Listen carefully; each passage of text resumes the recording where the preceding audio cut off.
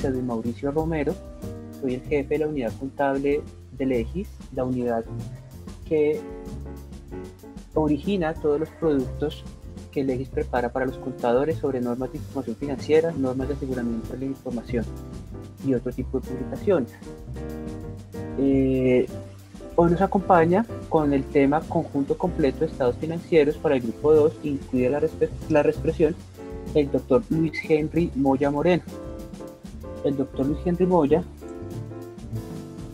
es contador público, especialista en auditoría internacional, revisoría fiscal y estándares internacionales de información financiera, con una vasta experiencia de más de 20 años en firmas multinacionales de auditoría y de consultoría.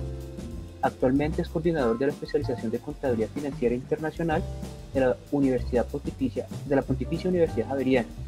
También es docente de pregrado y posgrado en diferentes universidades del país en temáticas de auditoría, revisoría fiscal, normas internacionales de auditoría y normas internacionales de información financiera. Es el autor del libro Manual de Políticas Contables para Pymes, editados por Legis Editores S.A. y es ex consejero del Consejo Técnico de la Contaduría Pública.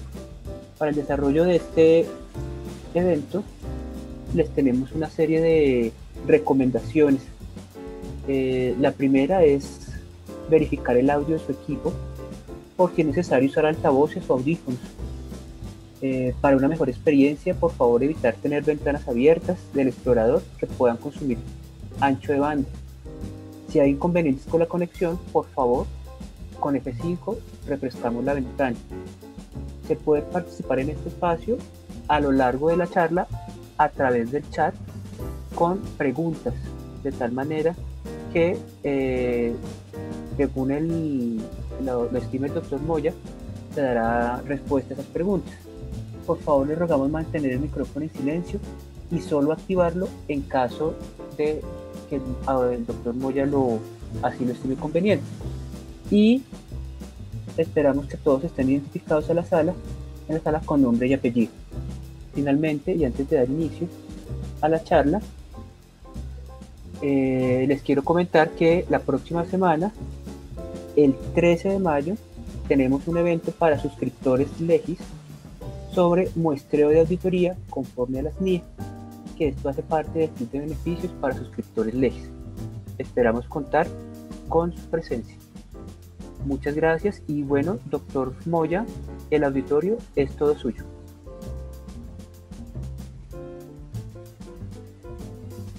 Mauricio, buenos días. Mil gracias por la invitación nuevamente a Legis. Buenos días para todos y cada uno de los asistentes. Mil gracias por aceptar esta charla. Y bueno, esperemos que sea del mejor provecho para cada uno de ustedes y podamos compartir algunas experiencias allí. Y por supuesto, como siempre decimos desde la docencia, generar nuevas inquietudes al respecto y aclarar algunas adicionales dentro del transcurso de la charla. Así que, como hemos definido y Mauricio lo planteaba, en cualquier momento estaremos abiertos a atender las preguntas y con todo gusto las iremos desarrollando si están, por supuesto, a mi alcance. El tema de la reexpresión de estados financieros es un tema que en estos últimos años ha tomado un tema especial y relevante como parte de la aplicación de los principios de contabilidad. Le tenemos en algunos casos, si me permiten la expresión, cierto resquemor, dudas, inquietudes, y como que no nos gusta mucho presentar la reexpresión o hablar de la reexpresión. Y este es un tema de transparencia y de calidad de la información. Lo primero que tenemos que indicar es que es un principio que, como lo vamos a ver en la presentación, establece ciertos parámetros para cada tipo de entidades que apliquen los estándares internacionales. Digamos que vamos a desarrollar 4 temas en particular. Un tema de la normatividad en Colombia, el conjunto completo de estados financieros, el tema de reexpresión de estados financieros y algunos elementos, si aquí en la sala están algunos colegas revisores fiscales, de qué impacto tendría este tema de la reexpresión en el dictamen del revisor fiscal. Cuando hablamos del tema de la normatividad, pues necesariamente nos tenemos que referir tanto a la normatividad del sector privado como del sector gubernamental. Y en este caso en particular, pues tenemos 4 marcos en el sector privado y ahorita revisamos un poquito los marcos del sector gubernamental y en cada uno de ellos se establecen los requerimientos de la reexpresión. Caso concreto, grupo 1 y grupo 2, claramente tenemos reexpresión, mientras que en el anexo 3 de la base simplificada no tenemos reexpresión, al igual que en la base neta de liquidación no tenemos reexpresión. Entonces, eso significa que el marco es muy importante para determinar cuál es el requerimiento de esa reexpresión en el estado financiero y además en la presentación del conjunto completo de estados financieros. En cada uno de ellos tenemos unas diferencias no importantes, pero sí que se deben considerar para efectos de la preparación y presentación del estado financiero. En el sector gubernamental, pues también tenemos 4 marcos normativos y allí también hay temas de reexpresión, excepto en el tema del marco normativo para entidades de liquidación. Tanto el marco normativo de la resolución 533 como de la resolución 414 y de las entidades clasificadas en 037, también hay un tema de requerimientos en la preparación de estados financieros y en el tema de reexpresión. Por ejemplo, miren que en el tema de la presentación del estado de flujos de efectivo, en la Contaduría General de la Nación, las entidades clasificadas en resolución 533 no presentan todavía hasta el año 2023 estado de flujos de efectivo. En las entidades del sector gubernamental, el estado de flujo de efectivo se tiene que presentar por el método directo. No permite método indirecto, excepto en los consolidados que presenten las entidades, pueden elegir presentar método directo o indirecto. Mientras que en el sector privado podemos elegir aplicar método directo o método indirecto. Por eso este tema, y si nos hacen la pregunta, ¿cuántos marcos normativos tenemos? Pues aquí tenemos que indicar que tenemos 8 marcos normativos, 4 sector privado, 4 sector gubernamental, pero al final del día tenemos 7, porque el marco normativo de las entidades del grupo número 1, que es el mismo marco para entidades que captan o administran recursos del público, identificado como resolución 037 en la contaduría, pues es el mismo marco. Entonces tenemos 7 marcos normativos en la contabilidad. De ahí la importancia de conocer la entidad, de clasificarla y de saber sus requerimientos normativos. Y esto nos conlleva a la tipificación y clasificación o aplicación más bien de los tipos de estados financieros. Recordemos que en norma internacional tenemos 5 tipos de estados financieros y que en este caso, si me lo permiten, he estado en una campaña todavía de que sigamos aplicando los requerimientos normativos, por supuesto, la identificación específica, pero un tema que me ha llamado la atención es que cuando uno pregunta, bueno, ¿y cuál es la importancia de identificar el estado financiero? Y miren que algunos colegas dicen, no, esto no tiene ninguna importancia. Si le coloca a usted estado financiero separado o individual, eso es lo mismo, eso no pasa absolutamente nada. Y tal vez allí es donde tenemos que entrar a evaluar por qué y cuáles son las razones de que se identifiquen los tipos de estados financieros que estamos preparando. Como tenemos 5 tipos de estados financieros, quisiera hablar en este momento de 3 razones fundamentales por las cuales se deben identificar los estados financieros. y permítame porque creo que tenemos un problema de contraluz. No sé si ahí mejoramos un poco, Mauricio. Me cuentan, por favor. Sí, señor, ya, muchísimo Perfecto. mejor. Listo, mil gracias. Entonces, ¿cuáles son las razones fundamentales? Las razones fundamentales en este momento son tres. Y cuando digo son tres, la primera tiene que ver directamente con el nombre. No es lo mismo presentar un estado financiero individual que un estado financiero separado. Esa es la primera razón. La segunda tiene que ver con las excepciones que existen en Colombia. En Colombia, los estados financieros separados e individuales tienen excepciones, mientras que el estado financiero consolidado no. Y la tercera es que los métodos de medición de las asociadas, subordinadas o negocios conjuntos, dependiendo si es separado o es principal y dependiendo si es full o pymes, tienen diferencias. No es lo mismo medir una inversión al costo en un separado en NIF plenas que en NIF pymes.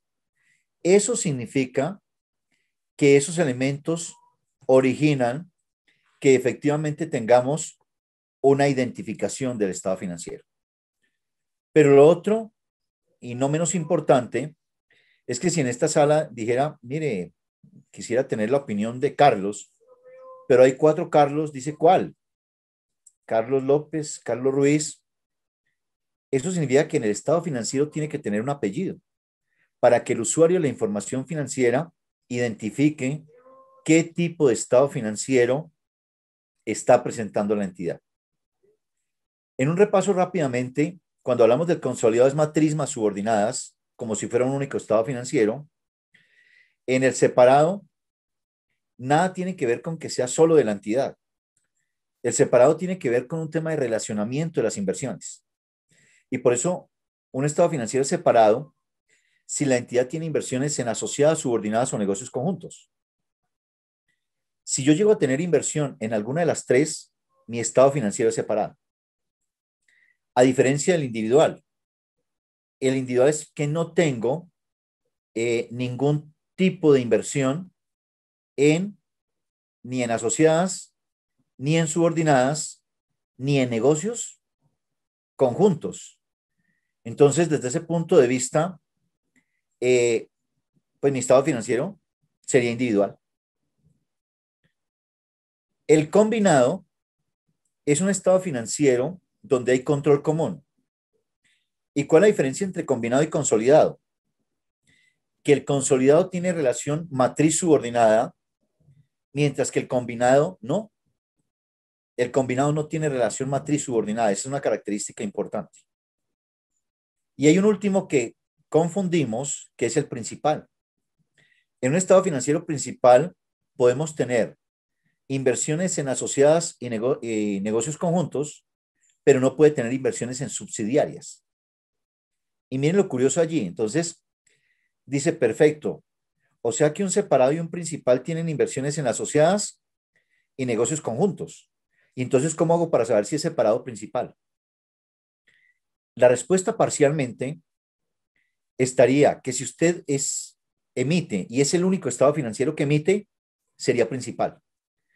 Pero si usted emite el estado financiero y alguien más arriba lo consolida, su estado financiero sería separado. Porque esto, si me permiten la expresión, enreda un poquito. Si yo les digo que el principal, o más bien que el estado financiero consolidado, es un estado financiero principal. Y cuando digo que enreda un poquito, es porque tenemos que identificar internamente en la entidad qué tipo de inversiones tiene esta entidad y saber qué tipo de estados financieros debe preparar. Ahora, yo puedo tener inversiones en otras entidades. Eso significa que puedo tener inversión del 5% en otra compañía. Lo importante es saber si esa inversión corresponde a una asociada. Recordemos que una asociada es cuando se tiene influencia significativa y más del 20% derecho a voto. Eso es una asociada. Una subordinada es porque tenemos el control. Y un negocio conjunto es porque tenemos control conjunto. Yo hago la evaluación en cada entidad y si esa inversión clasifica en asociada, subordinada o negocio conjunto, es separado. Pero si no clasifica, es individual. Y miren que en este ejemplo que planteo del 5%, pero no tengo influencia significativa, no tengo control conjunto, significa que esa inversión no clasifica ni en asociada, ni en subordinada, ni en negocio conjunto. Mi estado financiero es individual. Yo puedo tener inversiones en otras entidades y mi estado financiero ser clasificado como individual. Ese es el primer elemento que debemos considerar en la identificación del tipo para la preparación y definición del conjunto de estados financieros. Que este conjunto completo de estados financieros, miren que puede haber una pequeña diferencia entre full y pymes. ¿Por qué? Porque cuando hablamos de los estados financieros, y creo que a veces fallamos en la terminología, porque decimos cuáles son los estados financieros y bueno, en mi experiencia profesional y docente he encontrado que me dicen, se los voy a enumerar. Los estados financieros son el estado de situación financiera, resultados, patrimonio, flujos de efectivo y las notas. No, las notas no son un estado financiero. Las notas y los que acabo de mencionar hacen parte integral del conjunto completo de estados financieros. Pero me faltó uno en full, que es el reexpresado. Esto que tengo en esta pantalla es lo que está en el párrafo 10 de la NIC 1. En la NIC 1 están estos estados financieros. ¿Cuál sería un ejemplo de un estado financiero combinado? Por acá, Lisset me dice, un ejemplo de estado financiero combinado puede darse cuando la entidad es parte de consorcios y unidades temporales. Yo le diría a Lisset, no, ese estado financiero que mencionas allí es un estado financiero separado.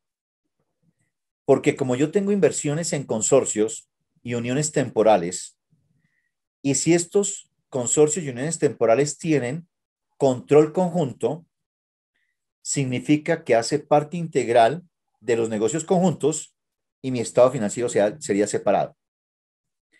Ahora, si tú tienes una inversión en un consorcio o una unión temporal y tienes el control, ese consorcio o unión temporal se convierte en una subordinada y tu estado financiero es separado. Ahora, yo puedo tener inversión en consorcio y unión temporal y no tener ningún tipo ni de control, ni control conjunto, simplemente lo clasificaría como un estado financiero individual, teniendo participación en un negocio, en un consorcio. Pero digamos que en Colombia la tipología de los consorcios es que se toman decisiones unánimes y termina siendo un negocio conjunto y un estado financiero separado. Esa sería la característica allí, Lisset, sobre ese estado financiero. Ahora, un combinado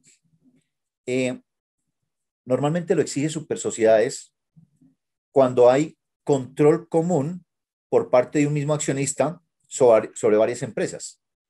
Entonces, el accionista es dueño de 5 compañías, pero las compañías entre sí no tienen ninguna relación.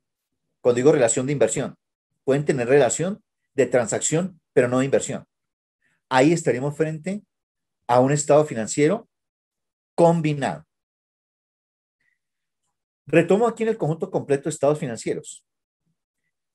Y miren ustedes que dice un estado de situación financiera al final del periodo.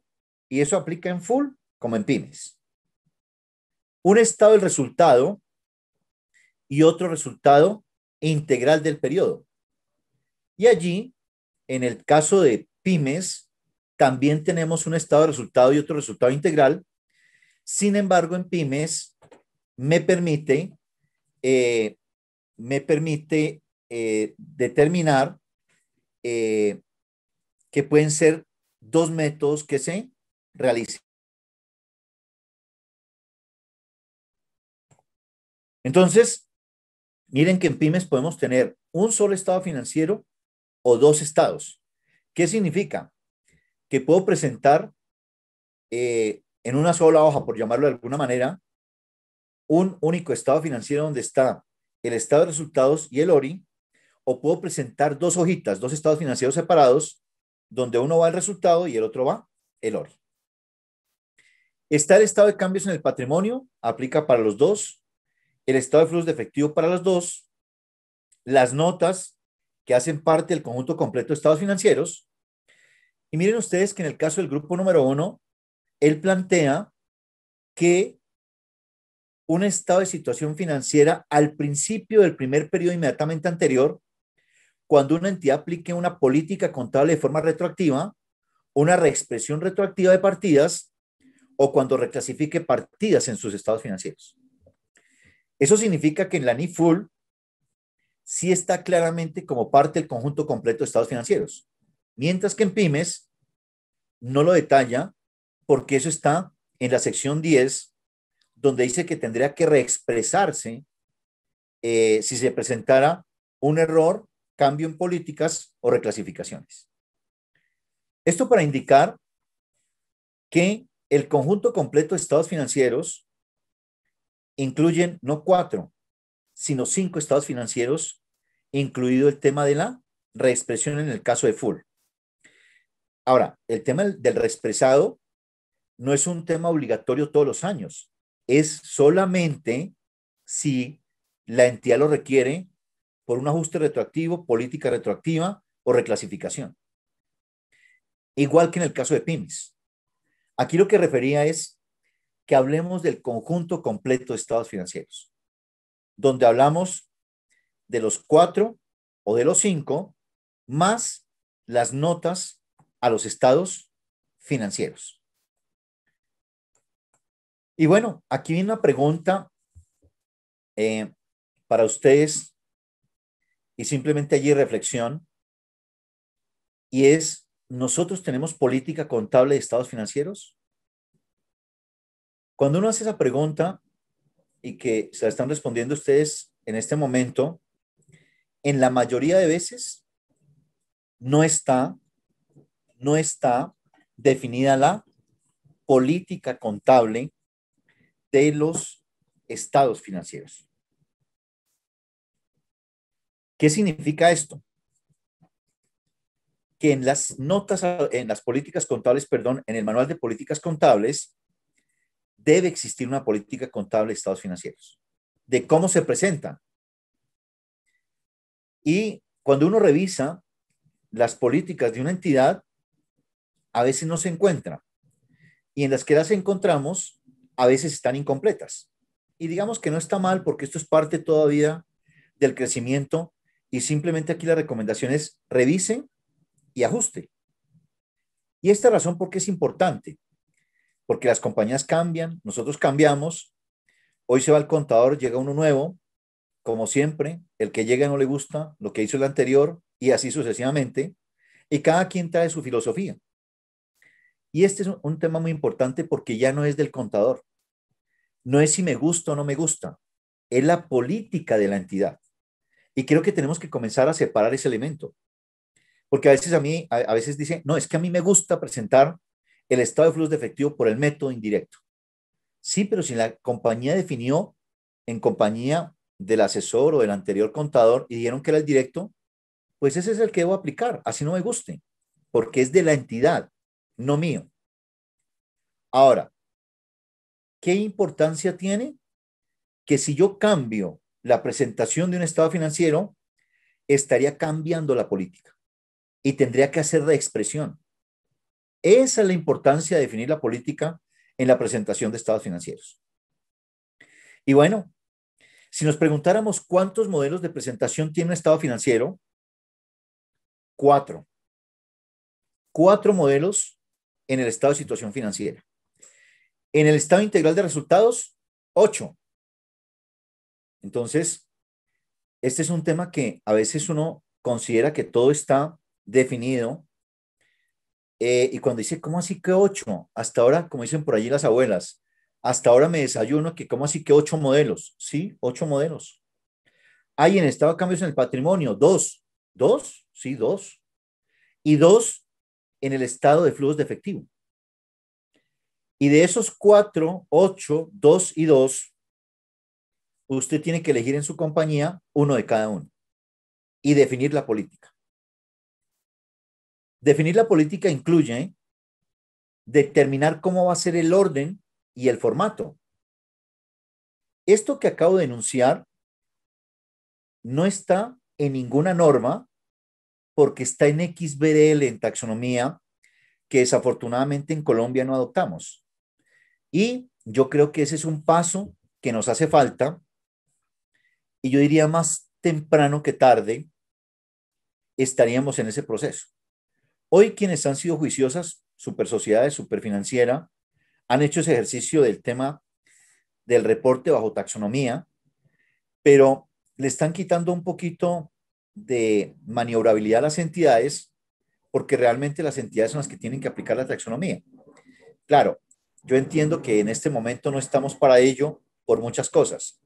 Estamos todavía sentando la aplicación. Esto obviamente le incorporaría costos a la entidad, no muy altos, pero sí hay costos, hay que decirlo. Entonces, eso significa que hay que llevarlo con calma. Por lo tanto, las normas internacionales no prescriben, y así está el párrafo 4.2 de NIC para pymes y el párrafo 57 de la NIC 1, donde dice que la norma internacional no prescribe ni el orden ni el formato en que se debe presentar un estado financiero, que la entidad lo puede presentar a su leal saber y entender, aplicar su criterio. Pero para que haya de alguna manera ese tema de uniformidad, aquí lo que he hecho es tomar los referentes de taxonomía para irlo organizando en esa condición. Ahora, no significa que hoy esté mal que usted dice, no, yo me inventé un modelo de presentación totalmente válido porque la norma no regula ese tema de la presentación, pero es muy importante porque es lo que ven los usuarios de la información financiera. Bien, aprovecho aquí para responder una pregunta de Jimmy Sarmiento que dice, aunque las NIF no orientan uso de PUC, ¿hasta dónde va la flexibilidad de adaptar un plan de cuentas propio para empresas o se debe ajustar el ya existente en el decreto 2659?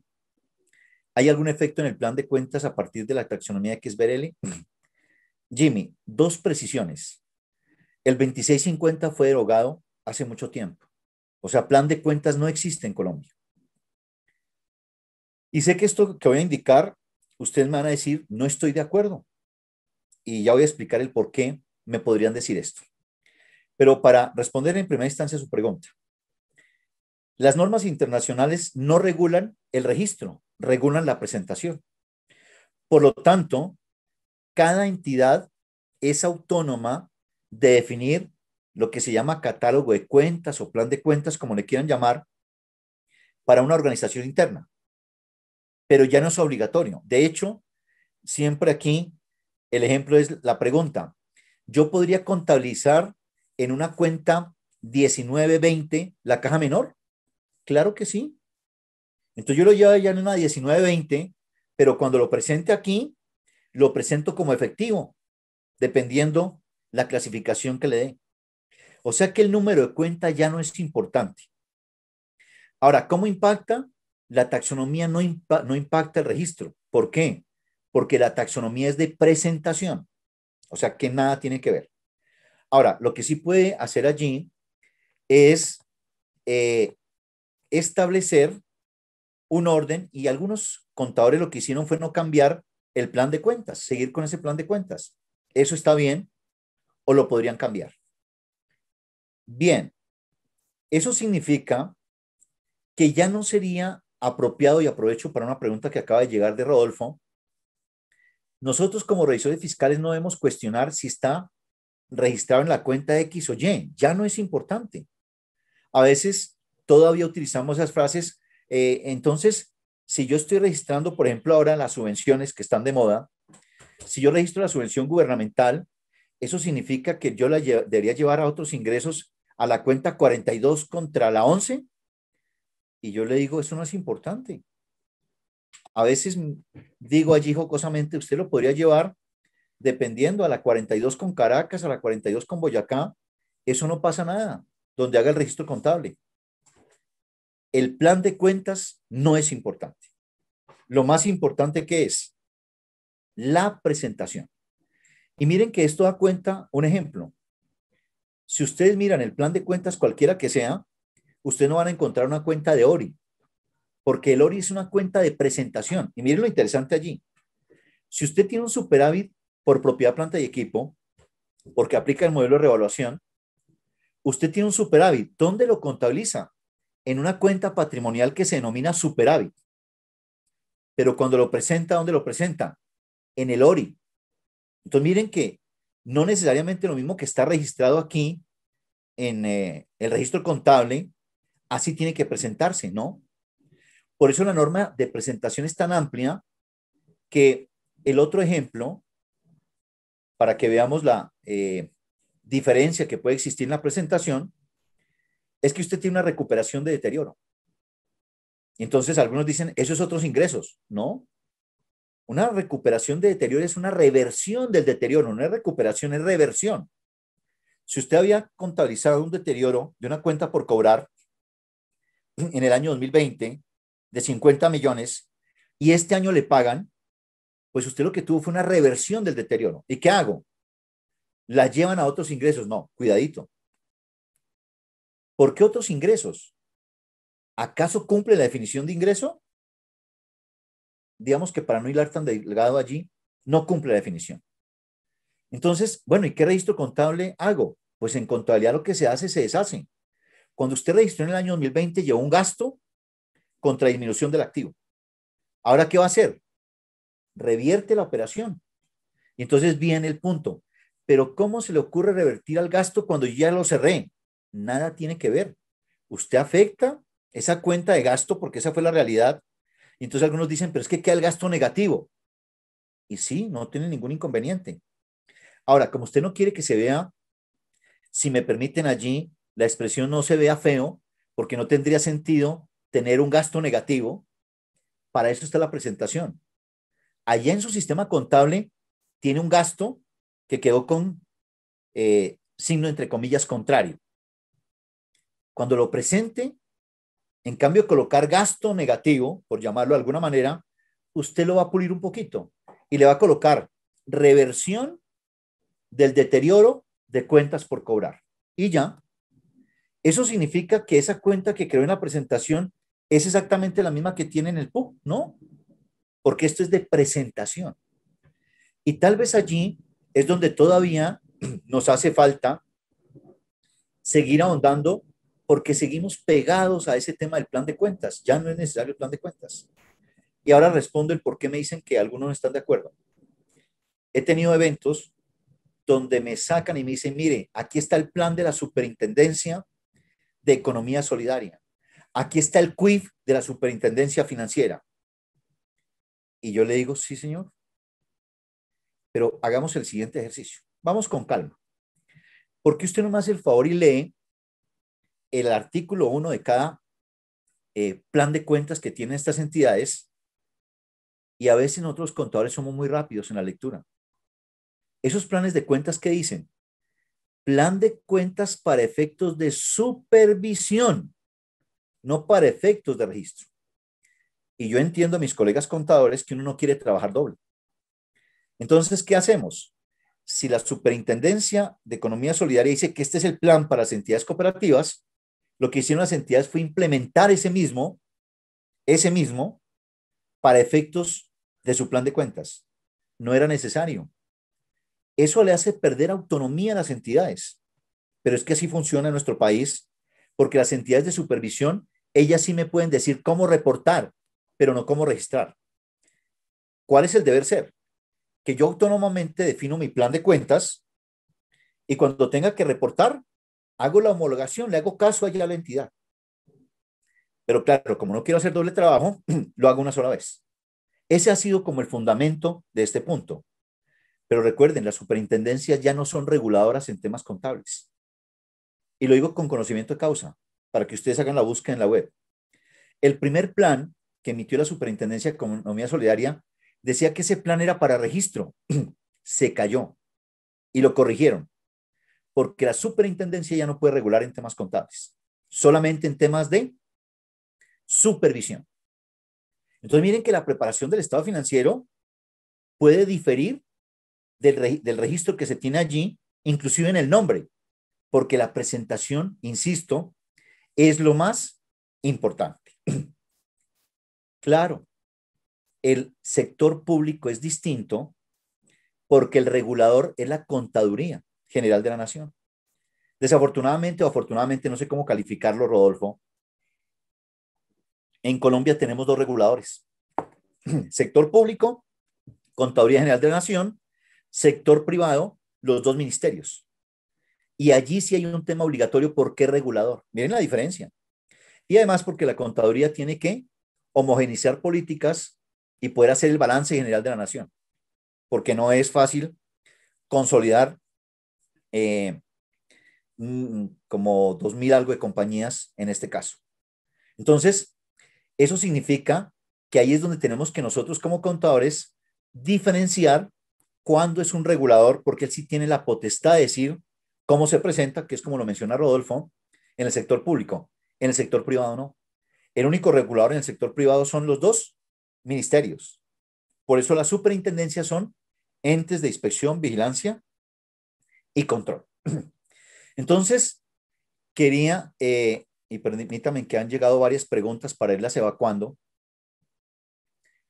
Y voy aquí, alguien que está identificado como RPS, dice, si una compañía colombiana compra una compañía del extranjero el 100% y también crea una empresa nueva en la cual los dueños son los mismos de la empresa colombiana, primera 100%, ahí serían estados financieros separados y también podrían ser consolidados. Yo le cambiaría una palabrita allí. No podrían, deben ser consolidados. Y como es una inversión en subordinada, el método de participación es obligatorio. Y simplemente un pequeño paréntesis allí para responder adecuadamente la pregunta. Como yo tengo matriz, tengo subordinada, tengo el control, tengo que presentar estados financieros separados y consolidados. Y este pequeño paréntesis para las dos siguientes precisiones. Primero, identifiquemos cuándo es grupo empresarial y cuándo es grupo económico. ¿Qué significan estos dos términos? Grupo empresarial es para el tema societario, supersociedades. Grupo empresarial. Y allí es donde yo tengo que evaluar si hay unidad de propósito y dirección y tengo que registrarme en la superintendencia, tengo que registrar en la Cámara de Comercio el control. Grupo empresarial. Grupo económico puede pasar acá. Entonces yo puedo tener, por ejemplo, una inversión, pero la puedo tener, por ejemplo, en un consorcio o en una S y tengo que consolidar. Ahí soy grupo económico, pero no grupo empresarial. Esos dos conceptos hay que separarlos. Primera aclaración. Segunda, en la norma internacional me permite aplicar 3 métodos para las subordinadas. Costo, bueno, son 4, perdón. Costo amortizado, valor razonable y método de la participación. Pero en Colombia hay algo que se llama jerarquía normativa. Y el artículo 35 de la ley 222 dice, si usted tiene una subordinada, tiene que medirla por el método de la participación. Eso significa que la ley está por encima del decreto. Aunque la norma internacional me permite seleccionar 4, en Colombia obligatoriamente, por el artículo 35, todas las inversiones en subordinadas tienen que ser medidas al método de la participación. Bien. Termino con la respuesta a Jimmy, que él decía, aunque las NIF no orientan uso de PUC, ¿hasta dónde va la flexibilidad de adoptar un plan de cuentas? Jimmy, totalmente flexible y ya había mencionado que el 2650 fue derogado en su totalidad y que sí hay una diferencia entre taxonomía, porque taxonomía es presentación y las normas internacionales no regulan. Eso significa que le dan potestad a cada entidad de que defina su plan de cuentas. Eso significa, Jimmy, que yo podría inventarme. De hecho, yo alcancé, no es que sea tan viejo, pero cuando arranqué como contador, casi que el precepto de uno como contador era armar su plan de cuentas. Ese era como un orgullo de armarle el plan de cuentas a las entidades. Después salieron todos los planes de cuentas de unificación y quitó ese precepto. Ahora estamos volviendo nuevamente a ese punto. Y es que yo me podría inventar un plan de cuentas y yo decir, A, activos, A1 caja, A2, cuentas por cobrar, A3, y no pasa nada. Armo mi propio plan de cuentas. Espero, Jimmy, haber dado respuesta a su pregunta. Por acá alguien que se identifica como usuario dice, la ley 26, bueno, el 2649 era un decreto, no una ley. Exigía que el encabezamiento del estado financiero tenga razón social, NIF, y nombre de estado financiero, porque observo que el estado financiero bajo normatividad NIF, sin cumplir este requisito, pregunto, ¿ya no es obligatorio? Hay otros requisitos. Y entonces la norma dice, coloque el nombre de la compañía, coloque el tipo de estado financiero, coloque el corte, perdón, coloque la unidad monetaria, coloque el redondeo. O sea que ese tema de NIT ya no es necesario. Más aún, algunas compañías lo colocan allá en la primera nota donde dicen a qué se dedica y quién es la compañía. Pero el tema del NIT no es necesario porque ese es un tema de identificación tributaria que digamos que para eso está el RUT y otros elementos. Ahora, si lo quieren incluir dentro de ese punto, no hay inconveniente, pero en el título ya no es necesario incluir el NIT como lo acaba de mencionar. El nombre del estado financiero sí es muy importante, eso lo dice la norma, que hay que identificar si es estado financiero separado, los 5 que acabamos de revisar. Bien, a Rodolfo ya le había dado respuesta. Viviana me dice, buenos días, las diferencias entre lo fiscal y NIF podrían seguir controlando como se hizo tiempo atrás, llevar una contabilidad local. Necesariamente, Viviana, hay que llevar una contabilidad fiscal. De hecho, miren que la misma DIAN nos está pidiendo el tema del formulario de conciliación, que ese sirve para, inclusive, es el mismo cálculo del impuesto diferido. Entonces, necesariamente tenemos que llevar y convivir con esos dos sistemas, sistema contable, financiero, y el sistema fiscal o tributario. Eduardo Rochi me dice, respecto a lo fiscal, si es un ingreso, eso haría parte de la conciliación fiscal, correcto, la reversión del deterioro. Podría, no recuerdo ahora, Eduardo, qué tratamiento le dan desde el tema de lo fiscal, pero aquí estoy especulando porque no recuerdo. Si en el tema contable yo lo llevo como una reversión del gasto, y no, creo que es el mismo tratamiento y ya indico por qué. Me acordé de un ejemplo que en algún momento discutí con la Secretaría de Hacienda Distrital. Y el tema es que dice que como se trata contable, se trata fiscal. Y entonces en el tema contable, un gasto, en este caso dice reversión del deterioro. Si yo revierto el deterioro contablemente, va contra el gasto correspondiente.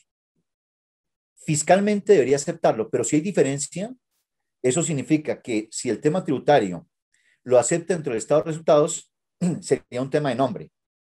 Pero si fuera distinto, podría llegar a originar impuesto diferido y podríamos tener allí una diferencia, como lo menciona Eduardo, una diferencia en la definición de ingreso fiscal a ingreso contable. Y me parece interesante allí, Eduardo, y una vez aprovechando esa pregunta, porque es que tenemos que tener en consideración lo siguiente. El ingreso en contabilidad hay dos, ingreso y ganancia. Y entonces miren lo interesante. El ingreso son ingresos de actividades ordinarias que son venta de bienes, prestación de servicios, intereses, regalías, dividendos, contratos de construcción. Todo esto que acabo de enunciar es ingreso de actividad ordinaria. Noten que los intereses es ingreso de actividad ordinaria, no son otros ingresos o ingresos no operacionales. Los ingresos son ingresos de actividad ordinaria. Ahora viene la ganancia. Hay un párrafo en la norma que me parece interesante, el 240 y algo, que dice que la ganancia es un tipo de ingreso, pero no es un ingreso de actividad ordinaria. Miren lo interesante. La ganancia es un tipo de ingreso, pero no es un ingreso de actividad ordinaria. ¿Cómo cuáles? Ganancia por valor razonable de propiedades de inversión. Ganancia por valor razonable de inversiones. Ganancia por valor razonable de activos biológicos. Ganancia por venta de activos. Miren que cuando usted vende un activo, excepto que sea del objeto social, pero digamos que la compañía se dedica a vender productos de aseo. Su ingreso de actividad ordinaria es la venta de los productos de aseo. Pero si esa compañía esporádicamente vendió un activo, eso no es un ingreso de actividad ordinaria, es una ganancia. A veces le colocamos utilidad en venta, podría ser, pero esa utilidad en venta es una ganancia en venta. Y entonces ustedes me dirán, perdón, ¿y eso qué tiene que ver? ¿Para qué ese nivel de detalle? Porque esta es una inconsistencia, o más bien una oportunidad de mejora que deben revisar por el tema del subsidio de la nómina. Las normas del subsidio de la nómina, ¿qué dijeron? Si usted disminuyó en el 20 o más del 20% de sus ingresos, y luego sacó un decreto que aclaró ingresos desde el punto de vista contable, significa que usted tiene que revisar todos sus ingresos, venta de bienes, prestación de servicios, intereses, regalías, dividendos y ganancias por valor razonable. Y como algunos tenían esas ganancias como ingresos no operacionales, no lo incluyeron. ¿En qué riesgo está? Que si viene la UGPP y revisa y le dice, pero señor, aquí hay ganancia por valor razonable de propiedad de inversión y aquí hay una ganancia por venta de activos y usted no la sumó. Miren, al sumarla, usted no tenía derecho a ese subsidio, porque eso es parte del ingreso contable. Y entonces miren ese tema, que si fueran otros ingresos, también computaría. Entonces, miren la deficiencia allí. Si yo tuve una reversión de deterioro de inventarios, de propiedad, planta y equipo, de todos los activos, y lo llevé como otros ingresos, debería computar en este caso, cuando realmente fue un error, porque no eran otros ingresos, sino reversión del gasto. Y un dato final allí. Ahora que lo recordé cuando hizo la pregunta Eduardo Rossi, me acordé de un evento en el cual estaba la Secretaría de Hacienda Distrital.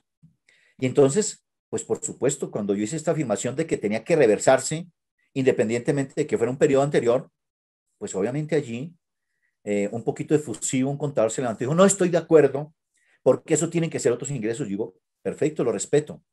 Entonces, en ese momento le pregunté a impuestos distritales, ¿y eso tributaría sobre industria y comercio? Me dijeron, claro, si está como identificado como otros ingresos. Entonces ahí fue donde el contador dijo, pensándolo bien, no lo llevaría a otros ingresos, mejor lo llevo como reversión del gasto. Entonces hay que analizar cada transacción allí al respecto. Jimmy Sarmiento me dice, he observado el uso de un grupo que se denomina otras partidas patrimoniales, en el cual se incluye la cuenta de otro resultado integral. ¿Esto es válido? Es válido, Jimmy, porque noten lo que dice el párrafo. La norma internacional no establece ni el orden ni el formato. Y la norma internacional también plantea que podrían tener otros nombres de cuentas. Entonces, digamos que si lo llevan allí como otras partidas patrimoniales, tendrían que hacer una revelación para decir, mire, y en otras partidas patrimoniales está el ORI, pero es totalmente válido. Por otro lado, en concordancia con lo que mencionó anteriormente, se sigue confundiendo estados financieros con reportes financieros, sí señor, lo cual sucede, por ejemplo, cuando se pide información por parte de los bancos a las cámaras de comercio. Totalmente de acuerdo. Bien, Rodolfo ya le había hecho un comentario. Dice Jimmy, también se suele confundir los términos de estados financieros consolidados, separados, individuales. ¿Podría por favor aclararnos sobre todo lo que implican estos dos últimos? Ok, no sé si esta pregunta me la hizo antes de haber hecho la explicación.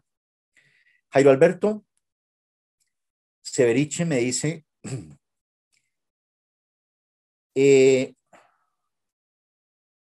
¿cómo queda el caso de las supersociedades que indica que las inversiones en las sociedades asociadas se miden al método de participación, pero ni permiten optar como política otro método de participación? Jairo, allí lo que hay es una mala interpretación, porque lo que dice la superintendencia en la guía, que eso está acorde con la norma internacional, es que indica que en el caso de las asociadas, si es grupo número, bueno, sí, tiene toda la razón, si es grupo número 1 o 2, permite 3 o 4 opciones. Pero allí lo que decía, que hay que leerlo en contexto, es que si yo tengo una asociada, todas las asociadas se deberían medir por el mismo método y que el método más apropiado podría ser el método de la participación. Esa es la razón allí, pero eso significa que es un tema de recomendación, pero la superintendencia no está regulando. Como yo mencionaba, Jairo, la superintendencia, noten ustedes que no volvió a sacar circulares externas para regular tema contable y por el contrario saca guías. Las guías son una orientación, no es un tema obligatorio. Entonces hay que leerlo en contexto, pero no es que la superintendencia de sociedades esté diciendo que todas las asociadas se miden al método de participación, no, no porque ella ya no tiene la potestad de regular, ella lo que hizo fue una recomendación y lo que dijo es que está en la norma, si usted tiene una asociada y lo mide por el método X, si usted tiene 20, las tiene que medir por el mismo método.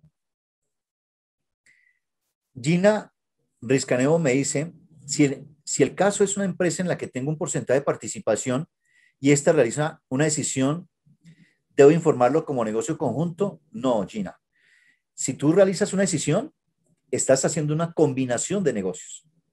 O sea que no es un negocio conjunto. Si estoy haciendo una decisión, esa transacción iría por un tema de combinación de negocios. Baudilio Vargas me dice, si una sociedad que está en liquidación marco decreto 2101, pero tiene inversiones en asociadas, ¿las debe medir al método de la participación? No, señor. Porque, Baudilio, cuando usted cambia de norma de carácter general a norma de carácter especial del 2101 anexo 5, el anexo 5 pasa de base contable de acumulación o devengo a base neta de liquidación. Entonces, si yo tengo una inversión en una asociada a una subordinada, como usted lo menciona, la debo medir por el valor neto de liquidación. Ya no se aplicaría método de la participación.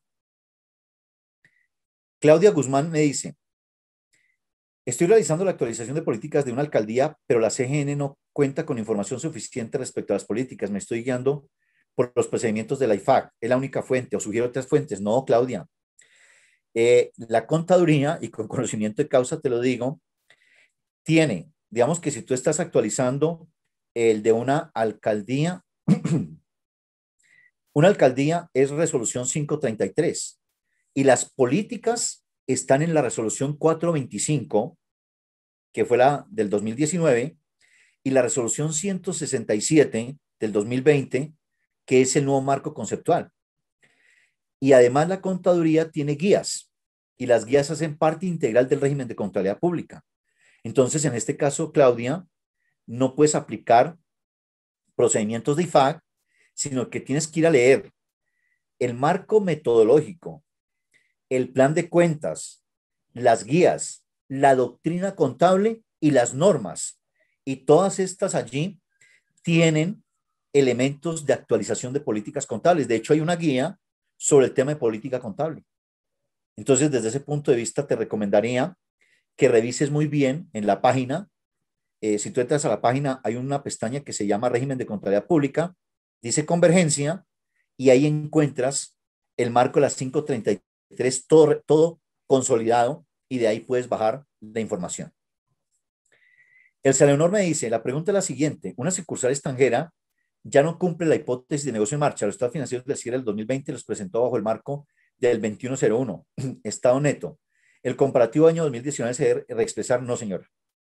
De hecho, Elisa, hay un párrafo en el decreto 2101 que dice que hay que colocar una revelación para decir que el primer estado financiero, que es tu caso, no es comparativo porque se preparó bajo valor neto de liquidación y el anterior a causación. O sea que todo estado financiero por primera vez de una entidad en liquidación no hay comparativo. Y hay que colocar una nota explicando por qué no es comparativo. Es por esa razón. Porque está preparado bajo bases distintas y como lo indiqué Leonor, no aplica reexpresión de estados financieros. Bueno, Beatriz Eugenia me dice, respecto a la ganancia, allí se clasifican las ganancias ocasionales como, por ejemplo, donaciones recibidas. No, Beatriz. El concepto de ganancia ocasional es un tema eminentemente tributario. En tema contable tenemos fácil, ingresos de actividades ordinarias y otros ingresos. Eso significa, Beatriz, que las donaciones depende, y lo voy a responder en las dos. Si es grupo número 1, las donaciones se pueden contabilizar de dos maneras. Como otros ingresos, es la opción, o como disminución del gasto con el cual se refiere, que es el caso de la nómina. Eso significa que yo puedo contabilizar solamente en el grupo número 1, llevarlo como otros ingresos o llevarlo como menor valor del gasto salarial y se elige de la política. En el grupo 2 solamente hay una manera de contabilizarlo y es otros ingresos, no hay otra opción. Otros ingresos porque así está establecido en la norma. Bien. Bueno, respondo esta última y continuamos. Eduardo Rossi me dice, si mi empresa tiene negocios, operaciones con otras en las que hay accionistas, sociedad, extranjero común a todas, en las que tiene más del 50% de participación, ¿ante qué estado financiero estaríamos? Eduardo, esto que usted acaba de mencionar es muy interesante y siempre se tiene que evaluar es, aunque usted tiene más del 50%, tiene que evaluar lo siguiente. Si ese 50% tiene el control. Si yo tengo el control, significa que estoy frente a una subordinada y mi estado financiero es un estado financiero separado. Ahora, si estoy frente al 50% y tengo esa influencia significativa, estoy frente a una asociada y mi estado financiero sigue siendo separado. Pero puede ser que con el 50% no tenga ni control ni influencia significativa, por lo tanto podría estar frente a un estado financiero individual. Miren la diferencia tan importante que hay allí, Eduardo. Entonces, no seguí únicamente por el 50, Eduardo, porque eso es un tema societario. Anteriormente era fácil. Si tengo más del 50%, hay control. Ya no. Yo, Eduardo, puedo tener el control con el 0.01 y no tener el control con el 50. Eso puede pasar en la norma contable. Entonces, eso significa que tendría que ir y evaluar si tengo el control o tengo influencia significativa o no tengo nada.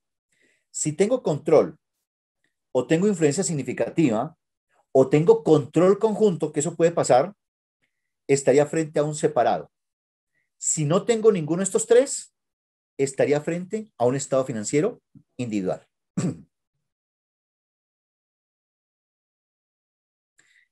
Mi estimado Edwin, ¿usted me escucha? Porque aquí Clara Inés parece que no nos escucha. ¿Usted me confirma, por favor? Yo escucho y veo perfectamente. Perfecto. Muy bien. Creo que Clara tiene problemas en el audio. Bueno, muy bien. Miren que aquí está el párrafo 57.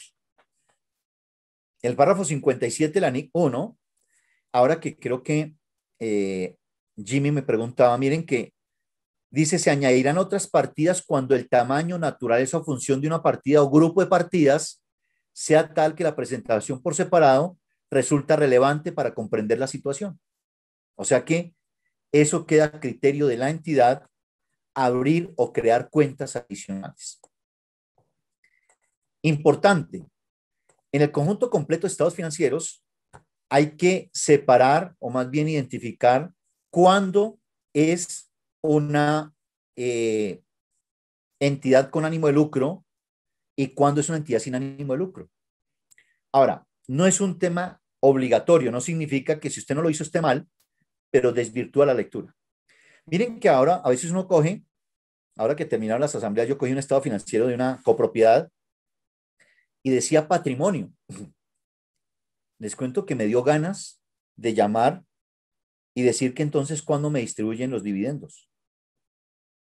Eso significa que miren que eso tiene un impacto y es que en una entidad sin ánimo de lucro no hay estado de resultados, hay ese estado de actividades y no hay estado de cambios en el patrimonio, hay ese estado de cambios en el activo neto.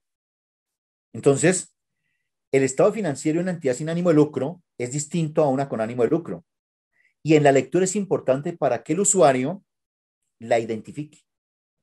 Entonces, la recomendación es coloquemos el nombre adecuado. Y ustedes van a decir, ¿y dónde está? Esto está en la orientación 14 del Consejo Técnico de la Contaduría. Muy bien. Hablé inicialmente que existen, perdón, no que habían, sino que existen 4 métodos de presentación del estado de situación financiera. Veamos cuáles son. Hay uno que es por liquidabilidad. Eso significa que en la liquidabilidad, como está en pantalla, no hay separación. Y aquí ustedes pueden tener 2 presentaciones, porque yo puedo arrancar por el menos líquido, que es propiedad, planta y equipo, y llegar al más líquido, que es efectivo. Número 1. Número 2, arrancar por efectivo y llegar a propiedad, planta y equipo. Y esto se llama liquidabilidad. No hay separación, sino que va de corrido. Hay otro que es el definido corriente y no corriente, que se presentaría arrancando el activo corriente, no corriente y llegando al corriente. 3. O arrancando el activo corriente y luego el no corriente. Ahí están los 4 métodos de presentación del estado de situación financiera. Entonces, usted en su compañía, ¿qué tiene que colocar? La compañía Alfa S.A. ha definido presentar el estado de situación financiera por corriente y no corriente, iniciando por el corriente. O sea que cuando digo corriente y no corriente, elegí uno de los 4. Y eso queda en su política contable.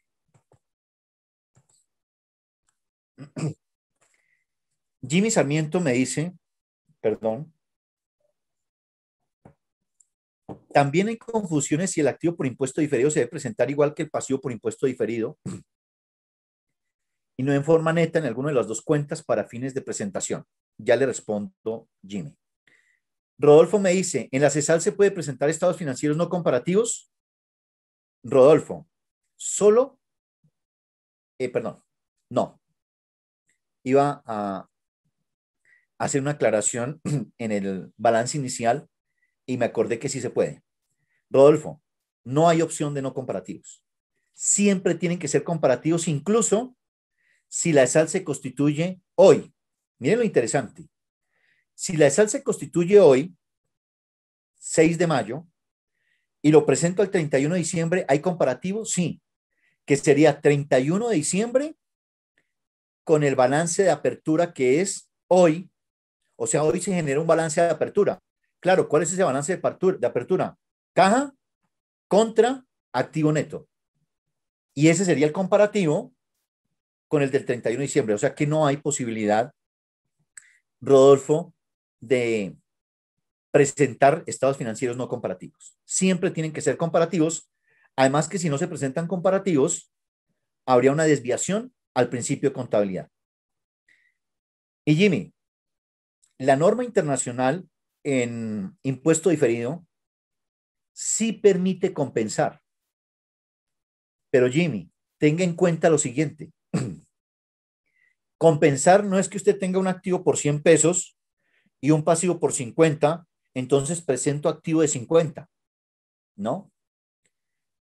La norma NIC 12 o la sección 29 de NIC para pymes le dice que es permitido compensar siempre y cuando se revierta en el mismo periodo y al mismo tiempo. Y Jimmy, eso es totalmente imposible porque, por ejemplo, Yo tengo impuesto diferido por propiedad, planta y equipo. Y tengo impuesto diferido pasivo. Y tengo un impuesto diferido activo por una provisión. Eso significa que para poderlo compensar, los dos se tendrían que revertir en el mismo momento. Y eso es prácticamente imposible. Entonces, eso significa que la compensación hay que detallarla. Primero, que se permita compensar. Y segundo, que se revierta en el mismo tiempo y en el mismo periodo. Existirán partidas que coincidan, se compensarán. Pero en la mayoría de veces, en el caso colombiano, hay que separar activo, presentar separadamente activo y pasivo porque no se compensan en el mismo momento. Más aún, Jimmy, hay un concepto en pymes que se llama costo o esfuerzo desproporcionado. Y la norma dice, si compensar le lleva a costo o esfuerzo desproporcionado, no compense. O sea que en el caso de pymes hay un ingrediente adicional que es el costo de esfuerzo desproporcionado. Con todo gusto, Jimmy, mil gracias. Muy bien. Ahora, el estado de resultados tiene 8 modelos. ¿Por qué 8? Ya lo mencionamos. ¿Un solo estado o 2 estados? Y entonces lo puedo presentar por función, naturaleza, ORI antes de impuestos u ORI neto de impuestos. 4 por 2, ahí están los 8 modelos. Eso significa que sería adecuado que en su política diga, primero, ¿tiene ORI? Y esta es una recomendación. Si usted no tiene ORI, su estado se llama ese estado de resultados, no estado integral. El concepto de integral es porque hay ORI. Si no hay ORI, no es estado integral, sino únicamente estado de resultados. Ahora, en la definición, digamos que usted tiene ORI. Entonces, ¿qué tendría que decir? La compañía Alfa S.A. presentará su estado integral de resultados como un único estado por función ORI neto de impuestos. O sea que se tiene que decir los 3 elementos. Un único estado por naturaleza y ORI neto de impuestos. Muy bien. Está el estado de cambios en el patrimonio. Eso significa que en el estado de patrimonio, usted lo puede reemplazar. O sea que este estado de cambios en el patrimonio, no es necesario en pymes presentarlo. ¿Por qué? Esto aplica más en pymes. Porque usted podría presentar este estado que se llama estado de resultados y ganancias acumuladas. Presenta el mismo estado y eso que está allí, no sé si se ve bien, en línea punteada amarilla. Usted presenta el movimiento patrimonial que, por ejemplo, en una sin ánimo de lucro son los excedentes. Entonces usted coloca la ganancia o excedente acumulado al comienzo del año, los movimientos que pueden ser por errores, bueno, si fuera una entidad lucrativa, sería por distribución. Y si hay algún otro ajuste y llega al saldo final. Como es la única cuenta que tiene movimiento patrimonial, lo podría presentar en este estado de resultados y ganancias acumuladas. Esto sería fabuloso para una propiedad horizontal donde presentaría solamente 3 estados. Balance, estado de situación financiera, estado de actividades y excedentes acumulados se llamaría, y estado de flujos de efectivo. Y se evitaría presentar pero es una decisión de cada entidad. Y el estado de flujos de efectivo por los 2 métodos, el método directo o el método indirecto. Cada entidad elige cuál sería el que debe aplicar. Bueno, muy bien. Ese es el conjunto adicionado con las notas.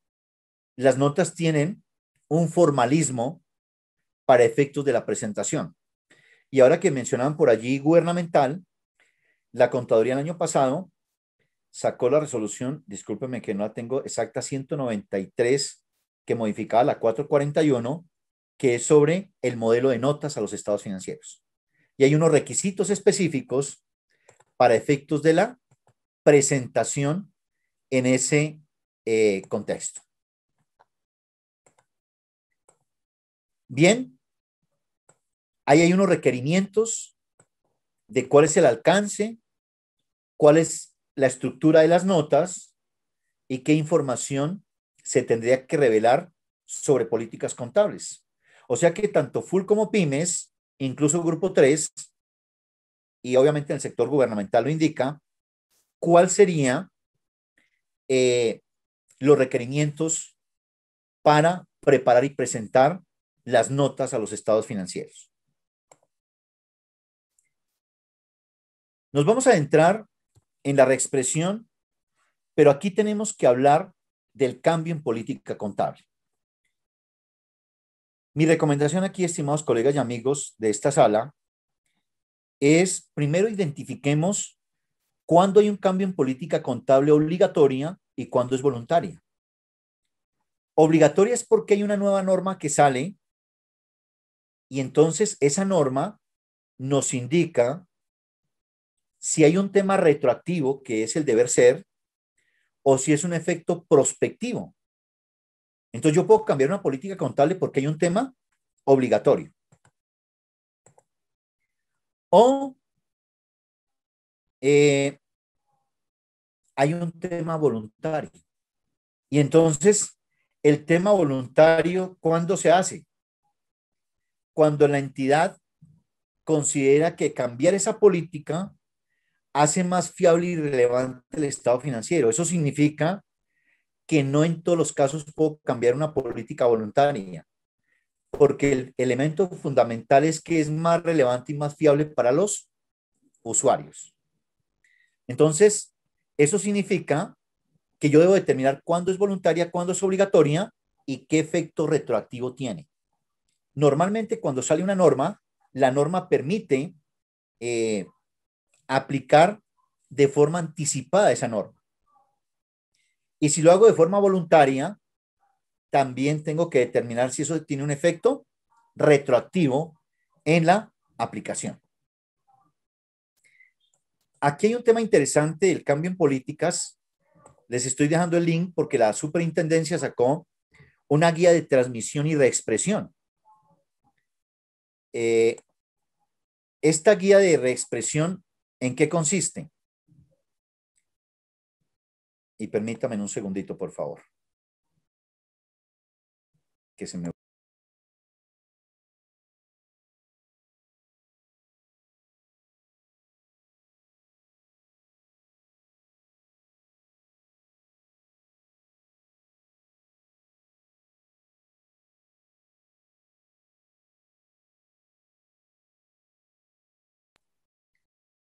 ¿En qué consiste esta guía de reexpresión? Muy seguramente ustedes la han leído una y otra vez y la traigo a colación es porque la superintendencia reguló un tema interesante. Y esto nos ayuda tanto a contadores como a preparadores a que ya no hay estados financieros preliminares. Ese concepto que hemos tenido como contadores toda la vida de estados financieros en borrador preliminares, eso desapareció. ¿Y por qué? Porque digamos que llegó la fecha de transmitir a la superintendencia el estado financiero, pero el revisor fiscal no ha terminado. Entonces el revisor fiscal no quiere correr y dice, usted transmita. Yo le voy a mandar una carta diciéndole que cuando termine el dictamen, mi trabajo, perdón, emitiré el dictamen y que si hay cambios, pues bueno, tendrá que retransmitir. Se acabó la retransmisión. Y en esta guía, la superintendencia dijo, señores, si por alguna razón usted transmite, cuando usted transmite a la superintendencia, ya es estado financiero emitido y publicado. Y digamos que el revisor fiscal no había terminado su trabajo. Y entonces saca una carta y dice, mire, es que encontré un error. así que tiene que corregir el estado financiero, ya no lo puede hacer. Eso significa que ese error que encontró el revisor fiscal, la entidad lo tendría que corregir es en el año en que lo encontró, porque el estado financiero ya fue transmitido y si ese error que encontró el revisor fiscal es material, tendría que reexpresar ya, pero en el año correspondiente, no en el año anterior. La superintendencia en esta guía dejó solamente una opción de retransmisión y es si la asamblea no aprueba el estado financiero. Si la asamblea no aprueba el estado financiero, con esa decisión, ahí sí la entidad pide retransmisión y ahí sí puede devolverse y ajustar el estado financiero. Que eso podría pasar. Miren la siguiente situación, ¿por qué puede pasar? La entidad transmitió a la superintendencia, el revisor fiscal no había terminado, él encontró un error muy importante material y entonces le dice a la entidad, mire, encontré este error. Ay, no, ya no lo puedo corregir. Ah, bueno. Entonces le emite un dictamen con salvedad. Bueno, emite el dictamen, llega a la asamblea, el presidente de la asamblea dice, ¿cómo así que con salvedad? Y bueno, le cuentan toda la historia. Y dice, no, señor, yo llevo aquí como presidente de esta asamblea 42 años y yo no voy a dejar que me enloden, dicen algunos, o que me coloquen aquí una tacha en el dictamen. No, señor. No aprobamos el estado financiero. Entonces ahí sí, con esa decisión de la asamblea, el gerente envía una carta a la superintendencia y dice, señores, no me aprobaron el estado financiero, explica, por favor, apruébeme la retransmisión. Cuando él le apruebe la retransmisión, tengo que devolverme, hacer los ajustes, reprocesar el estado financiero, el revisor fiscal hará lo mismo y vuelve a transmitir. Es la única opción de una retransmisión. Todo lo demás es vía reexpresión del estado financiero. Entonces, esto nos da cuenta de que tenemos que sincronizar para decirle al revisor fiscal, señor, si la transmisión a la superintendencia se vence el 10 de abril, eso significa que mínimo 15 días antes tiene que estar el dictamen. O sea que cuando yo ya transmita, es el estado financiero con el dictamen. Bien, entonces ahí quedan los requerimientos que la superintendencia ha establecido en este requerimiento. ¿Cuándo no hay cambio en políticas contables? Miren, este es un tema importante.